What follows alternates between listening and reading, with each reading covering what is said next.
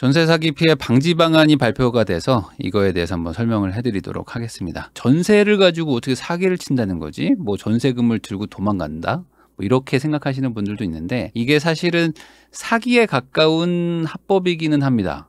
그래서 되게 애매모호한 부분이었거든요. 이제 그 부분에 대해서 방지 방안을 발표를 하긴 했는데 좀 내용이 좀 어렵다 보니까 그걸 좀 설명드리려고 하거든요. 기본적으로 전세금을 들고 도망간다? 뭐 그런 거는 맞다고 볼 수는 있어요. 근데 이게 모르고 당하는 겁니다. 모르고 당하니까 사실 이게 심각한 문제인 거죠. 크게 뭐 두 가지 방법이 있는데 첫 번째가 이제 매매 가격보다 비싼 전세를 맞추는 거예요. 그러면 많은 분들이 잠깐만 이게 어떻게 매매가보다 전세를 비싸게 맞출 수가 있지? 라고 좀 이해가 안 되실 수도 있습니다. 그래서 보통 이거를 깡통 전세랑 착각하는 분들이 있어요. 그 매매가 3억인데 전세가 한 2억 8천이다. 근데 매매가가 떨어졌어. 2억 5천으로. 그러면 2억 8천짜리가 이제 깡통 전세가 되는 거죠. 그러면 이런 거는 사기는 아닙니다. 매매가 3억이었는데 2억 5천이 된 거고 전세는 2억 8천 돌려받아야 되는데 집값보다 전세가 비싸니까 못 돌려받는다 이거잖아요. 이건 그냥 시장에 있을 수 있는 일인 거고 이건 사기가 아닌데 사기라고 말하는 건 뭐냐면 작정하고 매매가 원래 2억 5천인데 전세를 3억에 맞춰버리는 거예요. 대부분 신축 빌라 같은 데서 매매 시세를 잘 모를 때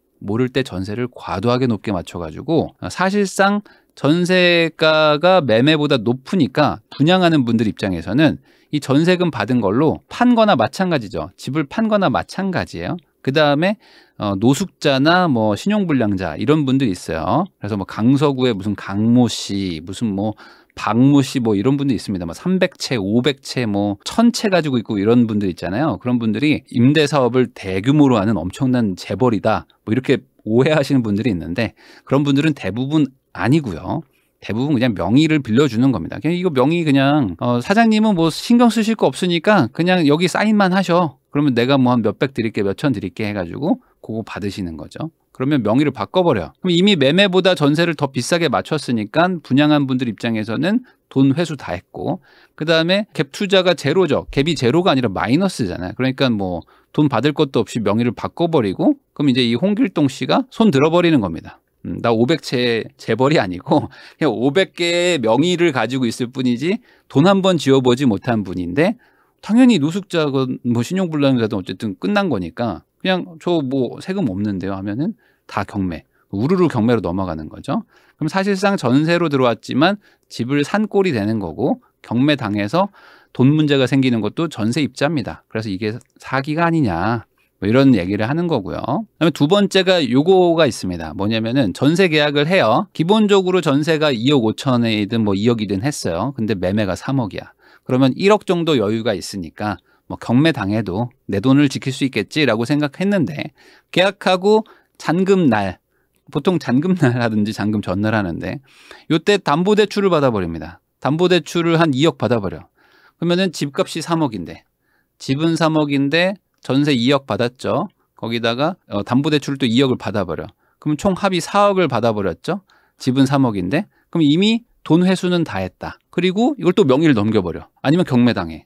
이런 식입니다. 그러면은 이제 전세 계약을 하신 분 입장에서는 나 2억 돌려받을 수 있겠지라고 생각했는데 이 법에 민법과 주택임대차 보호법상 요 대출이 먼저 선순위가 됩니다. 그래서 경매를 당하면 요 대출 먼저 갚고 남은 돈 한 5천, 뭐 6천 뭐 이런 거 있으면 돌려주고 한 1억 5천 날라간다. 이렇게 사기성 행위를 하는 거를 말하는 겁니다. 자, 그래서 이런 거를 막아야 되는데 계속 일어나. 전세 사기가 계속 일어나니까 도대체 왜 당하는 걸까 여러분들이 궁금해하시죠. 근데 나도 모르게 당하는 거거든요. 우선 기본적으로 당하기 쉬운 상대방을 선별하긴 합니다. 그러니까 이게 고르고 골라서 이 사람은 당할 만하구나라고 딱 타겟을 정해요. 이게 뭐 중개사에서 일어나기도 하고 뭐 분양 대행에서 일어나기도 하고 뭐 여러 분야에서 일어나긴 하지만 기본적으로 좀 내가 권리 분석을 하고 뭐 경매를 배웠다든지 아니면은 뭐 내가 뭐 공인중개사 뭐 공부를 했다든지 뭐 그래서 이게 선순위, 후순위, 뭐 대항력 뭐 이런 것들에 대한 개념이 있는 분들은 당하기가 어렵거든요. 그러면 너는 가라. 다음 오세요 해서 다음 분한테 또 하면 되니까 결국에 당할 사람을 계속 찾으면 됩니다. 그리고 이제 두 번째로 법적인 보호장치가 미흡한 것도 있어요. 보호장치가 미흡하다기보다는 이게 이해는 되는 부분이거든요. 마지막 결론에서 얘기하겠지만 전세 자체에 문제가 있습니다. 근데 이게 너무 심각하고 지금 전세, 특히 이제 빌라 쪽에서는 전세 구하기가 너무 힘들고 집값에 거의 막 붙어버린 동네들도 많거든요. 저가 주택에서는 지금 전세가 정말 구하기 힘드니까 그걸 노리고 또 전세 사기들이 막 일어나고, 그러니까 이거를 국가가 가만둘 수는 없겠다 해서 해결하겠다는 겁니다. 그래서 발표 내용을 봤는데 굳이 이게 뭐지라는 느낌 정도예요. 제가 하나씩 설명을 해볼게요. 이 1번 이겁니다. 자가진단 안심전세 앱을 만들겠대. 그러니까 뭐 앱을 만들면 뭐가 해결되는데 라는 느낌을 제가 가장 먼저 받았거든요. 물론 안심전세 앱이 있으면 좋죠. 그래서 전세를 얻으실 분들은 이거 들어가서 보라. 근데 여러분들도 잘 생각해 보세요. 전세 사기 치잖아요. 그 블로그에 엄청 많이 나와. 그리고 거기서 하지 말라는 거 다 적혀 있습니다. 근데 사람들이 전세 사기를 당해요. 그러니까 앱을 만들면 전세 사기를 안 당하냐? 그건 아니란 말이죠. 한번 보죠. 자, 어쨌든 1월에 전세 사기 자가진단 안심전세 앱을 이제 1월에 출시하는데, 그러니까 생각보다 얼마 안 남았어요. 근데 여기에다가 여러 가지 정보들을 담을 거니까 요거를 한번 깔아라. 그리고 전세 얻기 전에 꼭 요거 클릭해가지고 본인 주소 집원 한번 검색해 보세요. 그러면은 뭐 알람도 주고 이런 경고를 하겠다는 겁니다. 뭐 없는 것보단 낫겠죠. 자, 근데 여기 보면은 입주 희망주택의 적정 전세가와 매매가 수준에 대한 정보를 함께 준다. 그래서 제가 여기서 좀 이해가 안 됐어. 뭐냐, 입주 희망주택의 적정 전세가와 적정 매매가를 어떻게 정하냐 이거죠. 아파트 같은 거는 그래도 좀 실거래가들이 좀 있습니다. 예를 들어 뭐 몇 동 몇 호예요? 그러면 얼마 정도 됩니다라는 게 시세라는 게 좀 정해지는데, 이 보통 전세 사기라는 거는 빌라나 뭐 원룸, 뭐 오피스텔 뭐 이런 데서 일어나거든요. 그러니까 이게 적정 전세가와 적정 매매가라는 거를 산정하기가 상당히 어렵습니다. 그래서 이걸 어떻게 제공할지는 잘 모르겠어요. 그래서 내용을 보니까 뭐 감정 평가를 한다 뭐 이런 내용들도 있는데 이따가 한번 다뤄볼게요. 이제 그런 정보와 함께 악성 임대인 명단도 주겠다. 그러니까 이게 이미 한번 뭐 전세 자금을 체납을 했다거나 아니면 뭐 보증보험까지 가가지고 막 임대인하고 전세금 내놓으라고 뭐 소송까지 갔다거나 그런 어떤 경험이 있다. 이 사람 조심하세요라는 거를 체크해가지고 알려주겠다는 거예요. 그러니까 뭐 계약을 하기 직전에 뭐 그분의 주민번호를 치면은 이거를 띄워준다는 건지, 아니면 집원을 치면은 거기 소유자가 악성 임대인이니까 뭐 경고를 준다는 건지 어떻게 구현할지 모르겠지만 어쨌든 이 사람 전과 있습니다 라는 거를 이제 뭐 노출하겠다는 것 같고요. 뭐 임대보증 가입된 집인지 아닌지도 뭐 확인을 하겠다 뭐 이런 건데, 이것도 좀 애매하긴 하거든요. 근데 뭐 내용만 봤을 때는 제가 좀 실물을 봤을 때 이게 어떻게 구현된다는 건지 잘 이해는 안 되더라고요. 그리고 이제 뭐 기초 정보 같은 거 당연히 뭐 공지라든지 뭐 FAQ 해가지고 하나씩 눌러봐라 뭐 이런 건데, 뭐 블로그나 카페나 이런 데도 정말 많은데도 당하는 거 보면 이건 뭐 크게 의미는 없을 것 같고, 이 악성 임대인 명단 뭐 적정 전세가와 매매가 수준을 집원을 치면 바로 뜨게 해준다? 요게 구현이 잘 될지 한번 보면 좋을 것 같아요. 근데 이제 문제가 이거죠. 이 상당수 전세 사기나 이런 것들은 대부분 이제 신축 빌라들에서 많이 일어나는데, 뭔가 거래가 됐어야지 사실은 어떤 가격이 형성이 되는데, 신축 빌라다 보니까 거기다 내부 인테리어를 또 잘 해놨을 수도 있고, 그리고 이제 구축 뭐 한 2년 4년 된 그런 기존의 기축 빌라라고 하죠. 기축 빌라 대비 뭐 특별하게 얘가 더 좋을 수도 있는 건데, 이 가격을 어떻게 결정하느냐, 그 부분에서는 좀 의문이 있는 것 같아요. 거기다가 이게 특정 지역만 하는 게 아니고 전세 사기라는 건 사실 전국적으로 일어나고 있는데, 그럼 전국에 있는 신축 빌라들의 적정 매매 가격과 적정 전세 가격을 구축을 잘할 수 있을까? 이게 한 3개월 만에 가능한지 좀 의문은 있어요. 그래서 아마 뭐 그냥 주변의 어떤 뭐 분양 가격이라든지 아니면 주변에 뭐 2년 된 전세가가 뭐 재계약을 한다거나 뭐 신규 계약한 건들이 보통 뭐 평당 얼마다 뭐 이런 식으로 뭐 대략적으로 할 것 같기는 한데, 이게 그 빌라는 다 개별성이 있어가지고 딱딱 맞지 않을 거란 말이죠. 그래서 요거 가지고 아마 다툼이 많이 생길 것 같아요. 이게 어플이 생기면 여기는 2억 5천 정도가 만약에 전세 시세라고 칠게요. 신축 빌라여도 사기가 아니어도. 근데 여기 어플에는 2억이 떠. 그러면은 아니 왜 2억인데 2억 5천 받으려고 하냐라는 임차인들이 분명히 나타날 거란 말이죠. 주인이나 뭐 이제 중개사 분들 입장에서는 아니 그게 어플에서는 그렇게 뜨지만 여기는 다 2억 5천에 거래를 하고 있어요 라고 말을 해도 믿기지가 않을 것 같다는 말이지. 그러니까 이 적정 매매 가격을 국가가 어떻게 정할 건지. 거기다가 이제 전국의 신축 빌라들의 이제 불법 무허가 여부를 또 여기서 이제 공개한다고 했는데, 이제 오래된 빌라나 이런 것들은 뭐 불법 건축물이라든지 뭐 무허가라든지 이런 것들이 뭐 신고나 이런 걸 통해서 뜨기는 합니다. 근데 신축인데 불법 뭐 위반 건축물 이런 것들이 있나? 준공 허가 받고 나서 바로 위반 건축물 이게 해당되기가 쉽지도 않은데 이거 어떻게 한다는 건지 좀 봐야 될 것 같아요. 중요한 거는 국가 공인 앱에서 적정 매매 가격과 적정 전세 가격을 알려준다는 것 자체가 쉬운 기능이 아니고, 이게 또 시장에 혼란이 올 것 같은데, 어쨌든 뭐 중개사, 임대인, 임차인들이 알아서 협의를 잘 하라, 뭐 이런 것 같긴 합니다. 자, 그리고 두 번째로 이제 선순위 권리관계 확인 권한을 부여한다. 이게 또 약간 문제가 될 것 같은 게, 한번 보죠. 임대주택의 선순위 권리관계에 대해서 임차인이 확인할 수 있다. 그러니까 이게 참 복잡한 부분인데 되면 좋을 것 같아. 되면은 임대인의 체납 사실이나 선순위 보증금 등의 정보를 확인할 수 있는 서류를 요청할 경우 임대인이 의무적으로 제공하라. 그러니까 이거를 뭐 법으로 바꾸려고 하는 것 같아요. 근데 여러분들도 잘 한번 생각해 보세요. 내가 이제 집주인이에요. 집주인이면 이제 지방세, 뭐 국세 완납 증명서 뭐 이런 게 있습니다. 그런 거를 주면 임차인들 입장에서는 아, 세금 다 내신 분이구나. 그러니까 뭐 체납 안 하셨으니까 문제 없겠지라고 믿고 들어갈 수 있는데, 현실 세계에서 계약도 하지 않았어요. 계약 안 했는데 저 집 좀 보러 왔습니다. 아, 네, 그러세요. 뭐 집 한번 보세요. 아, 근데 저 혹시 임대인분 체납하신 거 있으세요? 라고 물어보면 계약을 안 했는데, 아, 집 보러 오신 분이니까 제 그 체납 사실을 한번 오픈할게요 라고 하면서 서류 요청에 의무적으로 제공을 할 사람이 도대체 누가 있는가. 예를 들어 네이버 부동산에 물건을 등록하려면 무조건 지방세 국세 완납 증명서를 제출해야만 한다 라고 뭐 법으로 만들면 모르겠는데, 그래서 아, 네이버 부동산에 물건이 있다거나 뭐 중개 어떤 뭐 플랫폼에 물건이 등록되려면 아, 내부적으로 저기 그 중개사와 임대인들은 서로 이걸 확인했구나라고 하면 모르겠어요. 근데 계약도 안 했어. 집 보러 왔는데 쓱 물어보는 거야. 그러면 만약에 그냥 동네에 어떤 뭐 호사가가 있어. 호사가가 있는데 그냥 동네 엄마야. 동네 엄마인데 아무리 봐도 저 엄마 이상해. 아, 저렇게 돈이 많을 리가 없는데 뭐지, 뭐 이상해, 뭐 하면서 만약에 갔어. 그래서 집을 막 보러 간 척해. 그래가지고 이제 뭐 동생 시켜가지고 집 좀 보라고. 지방세 국세 완납 증명한 거 좀 확인 좀 해봐봐. 아니면은 뭐 국세청에서 나온다든지 뭐 어떻게 할지 모르겠어. 이게 가능한가? 라는 게 좀 이해가 안 돼요, 사실. 자, 그래서 보통 현실 세계에서 지방세 국세 완납 증명서를 확인하고 전세를 얻으면 뭐 선순위, 후순위, 뭐 그리고 이제 뭐 당해세 이런 것들에서 조금 자유롭습니다라고 하는 블로그 같은 게 있어요. 근데 현실 세계에서는 일어나지 않는다. 왜? 그렇게 얘기를 하는 순간 임대인이 아, 저 님한테 집 안 빌려줄 테니까 가세요라고 합니다.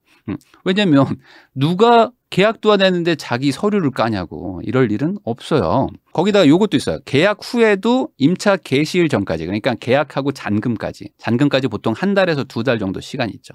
그러니까 요 중간에 미납 국세지방세 등의 정보를 임대인 동의 없이 뗄 수 있다. 요거는 조금 그래도 낫죠. 왜냐면 계약을 했으니까 나의 권리가 있잖아요. 아니, 세금 체납하는 거는 내 전세금을 못 돌려받을 수도 있으니까 이때는 동의 없이 떼겠습니다 라는 거는 뭐 가능할 수는 있어요. 네, 가능할 수는 있지만 제도를 만들려면 어쨌든 좀 시간이 좀 필요는 할 겁니다. 왜냐면 어쨌든 개인정보니까 세금이나 이런 것들은 개인정보인데, 그러면은 이제 어떤 분들은 이걸 악용하는 분들도 있겠죠. 계약을 해놓고, 왜냐면 이분이 만약에 부자인데 뭐 원룸을 하나 가지고 있고 나머지 막 여러 개를 가지고 있어. 막 30채, 50채, 100채 가지고 있는 분들이 있어요. 뭐 아니면 뭐 20채를 가지고 있는 분도 있어요. 근데 원룸은 하나가 있어. 그러면 요 원룸에 계약금을 걸어. 그리고 지방세 국세 완납 증명서를 떼면 사실 나는 원룸 하나 얻는 거지만 이 주인은 여러 채를 가지고 있지만 주인은 개인이죠. 그러니까 이 사람의 개인정보를 빼낼 수가 있단 말이지. 어떻게든. 뭐 물론 세금을 미납했든지. 그래서 이거 가지고 보이스피싱도 할 수 있을 것 같아. 제가 봤을 때는. 세금 지금 2,425만 원 미납하셨죠. 뭐 국세청 어디입니다. 요걸로 내가 한번 엮으면 이거 어떻게 해결하지? 라는 것도 좀 걱정이 되더라고요. 왜냐면 그렇게 수치로 들어오게 되면은 이건 누가 봐도 국세청인가? 뭐 이런 느낌을 받을 수도 있으니까. 왜 그렇게 극단적으로 얘기합니까? 좋은 제도를 라고 얘기하는 분들도 있겠지만, 아니 이게 어떻게 이걸 제도를 잘 만들지 3개월 안에 잘 했으면 좋겠다라는 얘기입니다. 자, 그리고 이제 공인중개사가 임차인한테 의무적으로 설명을 하라.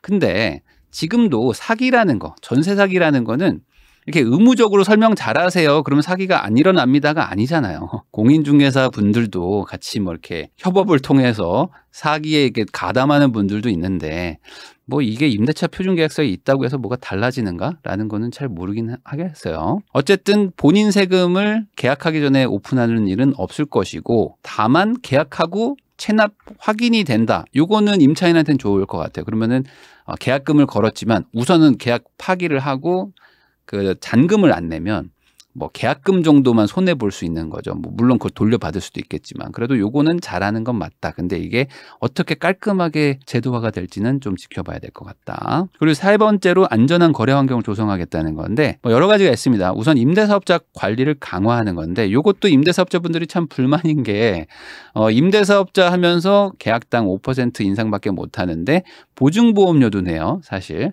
그래서 임차인이 낼 보증보험료를 임대인이 뭐 일부 내고 막 이러긴 하거든요. 어쨌든 근데 뭐 그거는 그렇다 치고 이제는 보증보험에 가입을 했는지 이런 것들을 확인할 수 있다. 요 앱에서. 그러니까 요 앱의 기능 중에 좋은 점은 이런 건 것 같아요. 아, 보증보험이 가입돼 있구나. 그러면은 내가 들어가면 조금 안심이 좀 되니까. 그리고 두 번째, 공인중개사 등의 시장 감시 기능을 확대한다. 그래서 자, 공인중개사 등이 전세 사기 의심 매물 등을 발견하면 포상금을 준다. 근데 여러분들 생각을 해보세요. 자, 전세 사기 의심 매물이라는 게 뭘까 도대체? 전세 사기가 의심되는 거잖아요. 그러면 전세가 사기가 일어난 건 아니고 일어날 것 같기도 해. 아니 매매가 3억인데 전세가 만약에 뭐 2억 8천이라거나 뭐 이러면 이거 전세 사기는 아니잖아요, 이거는. 그러면 전세가 2억 8천이에요. 근데 매매가 2억 5천이야. 이러면 전세 사기인가요, 이게? 자, 근데 주인 입장에서 아니 누가 2억 5천이래요? 우리 집이? 우리 집 3억 아닙니까? 라고 얘기하면 중개사가 아니요, 그건 2억 5천인데 때려 죽여도 2억 5천인데 왜 2억 8천 받으려고 하시죠? 이거 전세 사기잖아. 라고 말하기가 애매하지 않나요? 자, 전세 사기 의심 매물의 정의가 뭘지를 제가 조금 궁금합니다. 어쨌든 50만 원을 준다. 좋은 일이죠. 그러니까 뭐 중개사가 임대인하고 계속 대화를 하면서 잘 맞추려고 하는데 갑자기 임대인들이 뭔가 의심스러운 거죠. 잠깐만, 이 사람들이 뭔가 말하는 게 이상한데? 잠깐 저 통화하는데 옆에서 막 무슨 막 보이스피싱 같은 조직이 움직이는 것 같은 느낌이 드는 거지. 뭐지 이거? 잠깐만, 이거 뭐 명의도 막 저거 막 넘기고 이 사람 명의 이거 저번에 봤던 그 명의인데 하면서 의심 드는 거야. 50만 원을 받기 위해서 신고를 합니다. 근데 아니었던 거지. 이것도 좀 애매하죠. 그래서 이게 중개사들이 이걸 신고를 할 일이 많을까를 생각해 보면 좀 아닌 것 같단 말이죠. 그러니까 이 감시 기능 확대 잘 모르겠어, 솔직히. 자, 그다음에 신축 빌라 등에 대한 공정한 가격 산정 체계를 마련하겠다. 그러니까 가격을 누가 정하냐 이거지. 적정 시세가 반영될 수 있다라는 거는 소유자가 가격을 결정하는 거 아닙니까, 사실. 근데 믿을 만한 감정평가사. 제가 이 보도자료에서 이 믿을 만한이라는 단어가 나오는 게 조금 신기한 느낌이 받았어요. 왜냐하면 믿을 만한 감정평가사가 평가하면 그게 적정시세라는 거잖아요. 근데 뭐 경매를 해보거나 이런 분들 보면 아시겠지만 감정평가 금액과 시세는 사실 따로 놓을 수가 있거든요. 근데 믿을 수 없는 감정평가사들이 감정을 한다 이거지. 그러니까 믿을 만한 감정평가사가 감정을 하면 시세가 맞지 않을까라는 의도 같아요. 그래서 감정평가사협회에서 추천을 받으면 이 사람들이 믿을 만한 사람이기 때문에 적정 시세로 반영을 해줄 것이다라는 거예요. 근데 이게 문제가 많죠. 왜냐하면 아니 나는 이탈리아산 인테리어를 가져온 거야. 그래서 난 여기 싱크대를 설치하고 싶었어. 그냥 나는 이게 좋으니까. 근데 감정평가사가 봤을 때는 굳이 이런 걸 감정에 반영할 필요가 있을까요? 그냥 2억 5천에 끊으시죠 하면 이게 적정 시세라는 거냐 이거죠. 그러니까 이게 되게 말은 좋아요. 공정하고 믿을 수 있고 하지만 되게 논란이 될 수 있는 부분이거든요. 근데 이거를 정부 공인 앱에서 가격이 뜨게 하겠다는 겁니다. 매매와 전세를. 그러면 이게 시장가가 아니기 때문에 분명히 논란이 될 것이다. 이걸 어떻게 한다는 것도 좀 애매하지만 그럼 모든 빌라들, 모든 신축 물건들을 다 감정평가를 해줄 수 있는 건지도 사실은 이게 업무량이 될까? 그러면 이게 진짜 되면요. 감정평가사 자격증을 빨리 따야 되는 게 아닐까라는 생각도 좀 듭니다. 자, 고전세가율 지역을 관리하겠다. 그래서 뭐 이거는 뭐 나쁘진 않은 것 같아요. 왜냐하면 이런 거를 접근하기가 쉽지 않은데 양질의 정보를 제공하는 겁니다. 그래서 지금은 표본 추출을 해가지고 이 지역 전체적인 뭐 이 동, 구, 시의 전세가율이 얼마예요? 뭐 이런 식으로 나오는데 그게 아니고 시군구 단위로 뭐 수도권은 읍면동까지 해가지고 뭐 예를 들어 강서구 화곡동의 그 빌라들은 전세가율이 뭐 몇 %니까 참고하세요. 뭐 이게 아마 연식으로 제공되면 더 좋겠죠? 최근 뭐 2년 이내에 지은 뭐 신축급 빌라들은 전세가가 뭐 80%입니다. 뭐 면적으로 제공해주면 더 좋겠죠. 근데 정부가 할 때 그런 것까지 다 할지는 사실 잘 모르겠어요. 근데 이런 거를 다 쪼개줘가지고 정말 양질의 정보를 제공해줄 수 있다면은 그래도 참고할 만하니까. 그리고 이제 보증사고 현황. 그러니까 뭐 이런 거죠. 뭐 중개사가 특정 중개사가 보증사고를 냈다거나 아니면 뭐 특정 중개사가 뭐 중개사고를 냈다거나 아니면 뭐 보증보험에 들었는데 돈을 안 돌려줘가지고 결국 소송까지 간 임대인들 이런 현황 같은 거 뭐 이런 것들을 막 띄우면 아, 이 특정 지역에 뭔가 좀 이상 신호가 나타난다. 뭐 경매 낙찰 현황을 어떻게 제공할지는 모르겠지만 뭐 경매 낙찰가가 뭐 80%입니다. 뭐 90%입니다. 뭐 이런 것도 주는 것 같아요. 근데 이런 거를 가지고 해석을 하실 수 있는 분들은 전세 사기를 안 당해요. 정보를 줘봐야 결국에 중개사한테 물어볼 거고 그 중개사가 아무 문제 없네요 하면은 그냥 또 가는 거거든요. 그러니까 이게 뭘까? 좀 애매합니다. 그래서 이걸 가지고 뭐 언론에서 기사를 쓰기는 좋을 것 같아요. 그래서 요즘 강서구 화곡동에 뭐 전세가율이 급격하게 높아지면서 경매 낙찰가도 막 높아지고 보증 사고도 많이 막 늘어납니다. 그러니까 뭐 전세 사기를 주의할 지역입니다. 뭐 이렇게 기사를 쓰라는 건지 이거 어떻게 할 건지 잘 모르겠어요. 자, 그리고 전세 피해가 우려되는 지자체에 별도 통보하면 뭐 지자체가 해결을 할 수 있나? 뭐 어차피 지금 공무원들 인원 뻔한데 그리고 이제 이상거래 및 위험 매물 등에 대해서 점검을 실시하는데 점검을 누가 할까? 이것도 참 좀 골치가 아파요. 그리고 카드뉴스 등 홍보를 병행한다. 그러니까 이게 홍보가 안 돼서 전세 사기가 일어나는 게 아닌데 당하는 사람들 입장에서 좀 생각한 게 아니고 우리가 이런 걸 합니다라고 좀 급하게 만든 게 아닌가라는 생각이 좀 듭니다. 임차인 법적 권리 강화를 한다. 최우선 변제 금액 상향. 요거는 직접적으로 혜택을 보는 부분입니다. 뭐냐면 이게 경매를 당해도 무조건 보증금을 주는 게 있어요. 그게 최우선 변제 금액입니다. 최우선으로. 누구보다 빠르게 너한테 이 정도 돈을 줄게 라는 게 최우선 변제 금액인데 요 금액을 높이겠다는 거야. 그러면 이제 뭐 올 전세는 좀 해당이 안 되는 경우가 많지만 보통 이제 월세를 살 때 월세 보증금 정도는 이 안에서 해결되는 경우들이 조금 있거든요. 근데 이게 서울이 지금 5천만 원인데 이걸 뭐 1억이라거나 뭐 많이 얼마나 올려줄지 몰라요. 이게 올리면 올릴수록 금융권에 부담이 돼가지고 대출을 또 해주기가 어려워지거든요. 어쨌든 그 중간에 중도를 찾겠다는 건데 이게 늘어나면 늘어난 만큼 최우선 변제금만큼은 무조건 받을 수 있다. 경매를 당해도. 그렇게 생각하시면 조금 뭐 월세를 얻는 데는 좀 좋을 것 같다. 그리고 임차인 대항력을 보강하겠다. 이건데 아주 어려운 얘기긴 하지만 어쨌든 이제 뭐 저당, 뭐 민법과 뭐 임대차 보호법에서 이제 대항력이라는 게 있는데 이걸 얻으냐 못 얻으냐를 가지고 내 돈을 지키냐 못 지키냐 뭐 이런 건데 이 대항력을 얻기 직전 바로 그 직전에 약간의 텀이 있습니다. 하루의 텀이 있는데 그 사이에 대출을 받아버리면 그 대출해준 은행이 더 선순위가 되면서 내가 순식간에 뒤로 밀리면서 전세금을 날리는 아까 2번 케이스의 그 일들이 일어나요. 이거를 어떻게 해결할 거냐? 임차인의 대항력 효력이 발생할 때까지 임대인이 매매나 근저당권 설정 등을 하지 않는다는 특약을 계약서에 명시하도록 하겠다. 그러니까 이게 지금 그 정부가 전세 사기 이 프로세스가 뭔지 잘 모르시는 건지 특약을 계약서에 넣으면 전세 사기를 안 당하냐? 아닙니다. 그리고 특약을 계약서에 넣어도 전세 사기를 당해요. 왜냐? 특약이 상관이 없거든. 이 사람들은 사기치는데 무슨 약속을 왜 해? 약속을 지키려고 사기칩니까? 야, 우리 특약했지? 그러니까 너 사기 안 칠 거지? 네. 형님 저 믿죠? 믿어. 알겠어. 너 믿고 간다? 그러고 사기치는 거야 원래. 맞죠? 그러니까 이 특약을 계약서에 명시하는 게 무슨 의미가 있는 건가? 물론 안 넣는 것보단 낫습니다. 너 특약 넣어놓고 왜 이렇게 계약 안 지켰어? 그러니까 너 나쁜 놈 할 수는 있겠지만 원래 나쁜 놈들이야 얘네는. 그러니까 약속을 안 지키지. 네, 그런 얘기예요. 자, 그리고 이제 확정일자 부여 현황을 확인한다. 이건 좋은 것 같아요. 그래서 은행이 보통은 담보대출을 해줄 때 바쁘니까 여기 뭐 전세입자 있어요? 뭐 전입신고 연락 가져와 보세요. 뭐 하면은 없는데요. 막 이러고 있단 말이죠. 아, 그러면 서류상 문제 없으니까 대출 나갑니다 하면은 은행은 항상 1순위예요.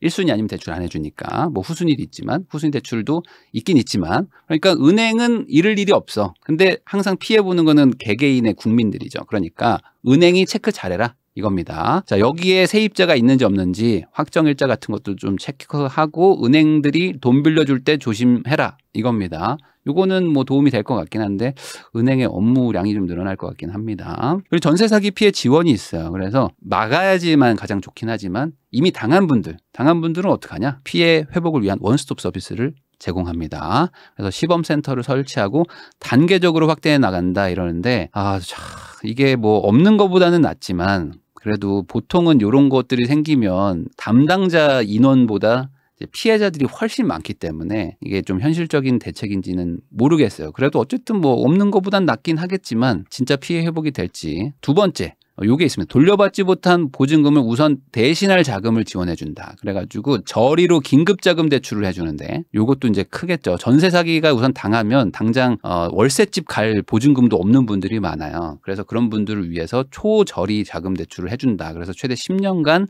1%대로 1억 6천까지 빌려주니까 뭐 전세나 아니면은 뭐 반전세 같은 거 월세를 갈 정도는 될 것이다. 이거 빌려줄 테니까 우선 어디 가서 살면서 이제 찬찬히 좀 찾아보자. 뭐 이런 것 같아요. 그다음에 전세보증금 반환보증 가입 지원. 그러니까 보증금을 돌려받을 수 있는 것 중에 그래도 강력한 게 이제 보증보험인데 그게 보증료가 부담돼. 그러니까 이게 빌라 그리고 좀 저소득층 그리고 사회초년생, 대학생 이런 사람들 위주로 좀 많이 당합니다. 그러다 보니까 이 보험료도 조금 아까운 거예요. 그리고 보험료도 부담되고 그래서 가입률이 좀 저조하니까 보증보험을 가입하도록 최대한 유도하겠다라는 겁니다. 그러니까 막을 수 없다면 피해 보전이라도 국가가 어떻게든 해주려고 한다. 뭐 이건 뭐 좋은 것 같긴 합니다. 다만 이제 세금이 많이 들어가니까 이거 어떻게 해결할지는 또 다음 얘기겠죠. 자, 당장 살 곳이 없는 경우에는 긴급 거처도 제공합니다. 그래서 국가 허그가 뭐 가지고 있는 그 주택들의 시세의 30% 이하로 뭐 단기 임대를 해주겠다. 뭐 이런 것도 있습니다. 그리고 이제 전세 사기 단속 강화한다. 이거야 뭐 이제 뭐 당연한 얘기겠죠. 그래서 걸리면 처벌 세게 할 테니까 야, 니네들 사기칠 생각하지 마라. 라고 이제 보고서가 마무리되는데 그럼 이걸로 해결될까? 여러분들 생각은 어떠세요? 이게 해결될까요? 제 생각은 조금 부정적입니다. 뭐 없는 것보다는 낫겠지만 이걸로 해결이 쉽지 않을 것 같은 게 여전히 사기치려면 사기칠 수 있는 구조입니다. 야, 우리 특약 썼으니까 사기치지 말자. 서로 약속해. 라는 걸로 사기가 안 쳐지진 않거든요. 현실과는 약간 동떨어진 것들이 좀 있어가지고 사기치려면 사기치는 건 뭐 가능하다. 그러면 이 사기의 도대체 본질, 이 원인이 뭐냐? 그럼 기본적으로 이 일반 시민 국민들의 무지가 있습니다. 법이 어렵기도 하고요. 그리고 이걸 뭐 누가 알려주지도 않고 유튜브에 관심 있는 분들은 뭐 제 영상 뭐 등기부등본 보는 법 이런 것도 보셔가지고 뭐 간단한 거네라고 생각할 수도 있지만 사실 관심 없는 분들이 훨씬 많고 이 생업이 바쁜 분들도 너무 많아요. 그러니까 이게 어떤 정규 교육 과정이나 이런 데서 뭐 명백하게 계속 지속적으로 뭔가 이렇게 법에 대해서 알려주는 것도 아니다 보니 누군 알고 누구는 모른다. 그러니까 무지에서 오는 거, 거기다가 이제 신축에 살면 좋다라는 거. 이거는 뭐 인간이라면 어쩔 수 없는 거잖아요. 그냥 신축에 살고 싶어. 그리고 전세는 돌려받는 돈이래. 라는 그냥 그 막연한 그런 거. 이런 신축들은 보통 이제 분양이나 뭐 이런 전세를 맞추면서 또 추가적인 수수료 같은 것도 받거든요. 그러니까 이런 것들까지 이제 엮이면서 이게 딱 콜라보가 일어나는 건데 이거를 끊는 게 사실 되게 어렵죠. 본질적인 문제는 사실 이 전세제도 자체의 문제입니다. 개인들끼리 서로 돈 거래를 몇 억씩 하고 있는 게 사실은 문제인 거죠. 그래서 결론적으로 이걸 막는 방법은 당장은 피해자가 얼마나 아느냐에 달렸는데 그 피해자가 잘못했다라는 논리로 가면 또 그것도 이상한 거잖아요. 그러니까 이 제도를 만들어야 되는 건 맞아요. 그러니까 범죄를 없애는 게 맞는 거고 범죄를 안 일어나게 만드는 게 맞는 건데 현 상황은 그냥 피해자가 조심해야 된다. 그러게 누가 그렇게 전세 살랬어요? 뭐 이런 식으로 가버리면 답이 없으니까. 이 전세 자체가 사금융이기 때문에 사실 개인 간의 2억, 3억, 5억, 막 7억씩 막 돈을 막 팍팍 주는 거야. 이게 오히려 이상한 거죠, 사실. 보통의 뭐 물론 돈이 크긴 하겠지만 집값 대비 너무 높은 금액을 그냥 개개인들끼리 거래하고 있다는 거. 그런 것들이 있는 것 자체가 좀 문제긴 하다. 그래서 이 문제를 해결하는 근본적인 방법은 사실 월세를 가면 됩니다. 그러니까 집값이 10억인데 보증금을 뭐 5천만 원, 1억 정도 걸어놓으면 무슨 일이 일어나도 사실 돈을 잃기가 거의 어렵잖아요.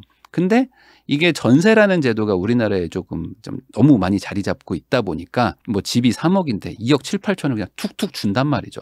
그리고 나서 생기는 피해 같은 거를 보증보험이나 어떻게든 뭐 국가가 나서가지고 막 해결을 해주려고 하니까 본질이 해결이 안 되는 거죠. 그러니까 문제는 계속 터지는 거고 계속 사후 약방문을 하는 거야. 소위코 외양간을 계속 고쳐야 되는 거죠. 본질적으로 여러분들이 전세 사기를 만약에 피한다. 그러려면은 우선 시세 조사를 잘 하셔야 됩니다. 여기 동네가 도대체 빌라가 얼마고 전세가 얼마인지를 매매 전세 시세 조사를 할 줄 알아야 되는데 이게 어렵죠. 어렵고 이게 안 되니까 사기를 당하는 거라서 이걸 앱으로 제공하겠다는 건데 개인적으로는 좀 부정적이다. 앱으로 이게 과연 될까? 라는 좀 그런 생각이 좀 들고 그래서 이게 만약에 어렵다 그러면은 신축 가지 마시고 한 2년이나 4년 된 정도 2년 4년 돼서 한 바퀴 돈 거 그런데 전세를 얻으시면 그래도 한결 낫다. 그리고 이것도 잘 모르겠다 그러면은 확실하게 그냥 보증금 낮춰가지고 월세 가는 게 속편하긴 하다. 저 잘 모르겠는데요. 그럼 월세 살면 됩니다. 그래서 이 판의 호구가 누군지 모르겠다면 당신이 호구다. 이런 얘기들 항상 있잖아요. 특히 빌라 전세, 사기를 당하는 분들 보면은 대부분 요 멘트가 사실 적당할 수 있습니다. 왜 그러냐? 조건이 생각보다 너무 좋은 거야. 왜 이렇게 괜찮지? 거기다가 막 주인분이 너무 친절해. 그리고 막 에어컨 달아준대. 그리고 막 이자비 지원해준대. 이사비도 지원해준대. 공기청정기 없어요? 하나 사드릴게. 이런 얘기들이 보통 돌아요. 여기 판에는. 왜 이렇게 조건이 좋지? 알고 봤더니 동양 사람이야. 아, 동양 사람이어가지고 날 도와주는구나. 이런 식으로 생각한단 말이죠. 그래서 항상 왜를 꼭 생각을 해주시면 좋겠습니다. 아니 얼굴 본 지 15분 됐는데 왜 날 도와주지? 전화통화 2번 했는데 왜 갑자기 에어컨을 달아주지? 이런 식으로 좀 스스로 한번 반문을 해보자. 항상 본인이 스스로 지키셔야 돼요.